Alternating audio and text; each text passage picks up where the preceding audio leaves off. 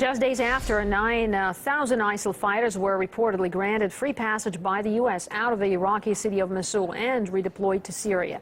An operation to liberate the city is now underway, and it's being carried out by Iraqi and Kurdish forces with the support of the U.S.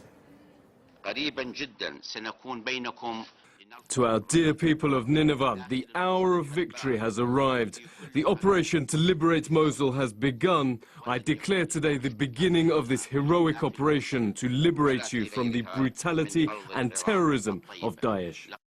This is a decisive moment in the campaign to deliver ISIL a lasting defeat. We're confident our Iraqi partners will prevail against our common enemy and free Mosul and the rest of Iraq from ISIL's hatred and brutality. And the bid to retake the city follows reports in recent days of sporadic outbreaks of violence on the outskirts of Mosul. Overall, 30,000 soldiers will be involved in the operation. The assault will be backed by the U.S.-led coalition, which is providing air and ground support along with Kurdish Peshmerga troops. But the Red Cross told us that it's concerned the offensive could cause a new humanitarian crisis.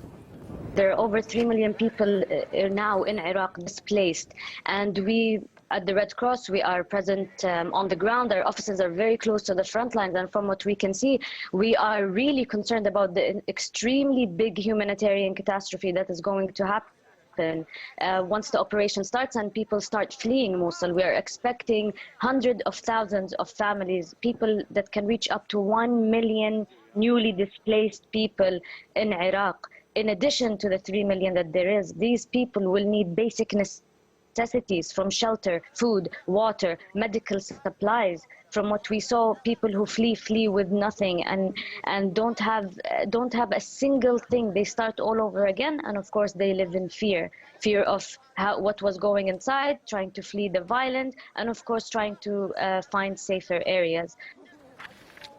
Humanitarian groups claim the wave of refugees likely to be created by the operation in Mosul is not a high enough priority for the U.S., even though that's something Washington's been quick to criticize Russia for over its involvement in Syria. We have talked to our Russian counterparts about their continued military activity in Syria and the degree to which it's contributing to a lack of humanitarian assistance getting where it needs to get to. And three, as I said, I think it was Friday, an increase in the displacement of civilians. And we know that there's, the estimates go from just more than 10,000 to much greater than that, just in and around Aleppo of displacements. Back to our breaking news story now. Russia and Syria will temporarily stop airstrikes on Aleppo during Thursday to allow civilians to leave the war-torn city. And Ivan joins us now to discuss this. Ivan, thanks so much for joining us here on RT International. So, what do you think of this Russian humanitarian initiative? I'm afraid we lost Ivan, but we'll try to get in touch with him later in the program. I'm hearing now that we're getting him back. All right, sorry about this technical glitch there, Ivan. Great to have you with us here on the show. So we're discussing the Russian humanitarian initiative, and what are your thoughts on this? What do you think? Well, I think it's probably not going to work because they've had 2 quarters for militants to leave and 6 quarters for civilians to leave. And the rebels are probably going to be suspicious of that. That's a way to separate the rebels from the civilians and attack the rebels. So I'm not sure that that type of setup is going to work very well. Why do you think this is not going to work? What reasons are there besides those that are on the surface? Well, I think that it's the basic problem that you're segregating the militants from the civilians, and of course the militants are going to be suspicious that that's to bomb them on their way out of town, whereas the civilians will get to go in the other 6 quarters. So this is the rebels are just going to be suspicious of this, so I'm not sure that's going to work out very well.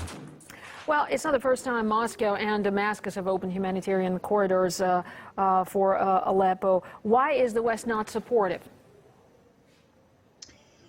Well, I don't think, I think the West thinks it's a propaganda ploy and has been critical of the Russian and Syrian strikes, that have hit hospitals and other civilian targets. So I think, this is why the West isn't buying the approach. The second thing is that the ceasefire negotiations sort of have not gone anywhere since the ceasefire ended in,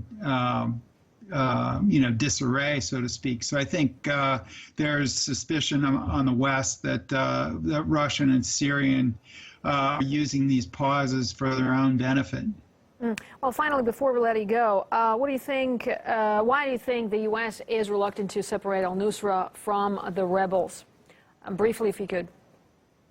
Well, I think, they're very intertwined with the regular rebels. I mean, the ones that the U.S. are supporting. So I don't really think the U.S. supports the former al-Nusra rebels, but they're very difficult to, the groups support each other. And the U.S. may not like that, but certainly that's the fact on the ground.